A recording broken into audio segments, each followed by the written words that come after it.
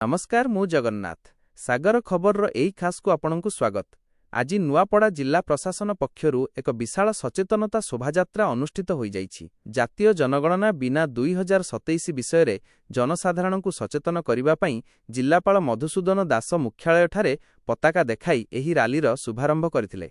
एही शोभायात्रा मुख्यालयरु बाहरी एकता छक पर्यंत परिभ्रमण करिबा सह जनगणनार गुरुत्व वार्ता बांटिथिले। एही अवसर रे जिल्लापाल नुआपड़ावासींकु आह्वान देई कहिसंति जे जनगणना हेउछि एक गुरुत्वपूर्ण जातीय कार्यक्रम, तेणु समस्ते स्वयं गणना बा सेल्फ एन्यूमरेशन प्रक्रिया रे सामिल हुअन्तु एवं गणनाकारींकु निजर सठिक तथ्य प्रदान करन्तु। गुरुत्वपूर्ण सूचना मने रखन्तु, जनगणना बिना 2027 पई स्वयं गणना सेल्फ एन्यूमरेशन एप्रिल 1, 2026 रु एप्रिल 15, 2026, मूल गणना कार्य एप्रिल 16, 2026 रु आरंभ। एही कार्यक्रम रे एडीएम सुभाष चंद्र रईत, सीडीओ लंबोदर धरुआ, उपजिल्लापाल सुर्मी सोरेनଙ୍କ समेत बहु वरिष्ठ अधिकारी उपस्थित रही हस्ताक्षर अभियान रे सामिल होइथिले। आसंतु सठिक तथ्य देबा देश गढ़िबारे सहायक हेबा। एथि निमंते आज हमर एक सचेतनता दौड़ कार्यक्रम आयोजन करा जायतिला।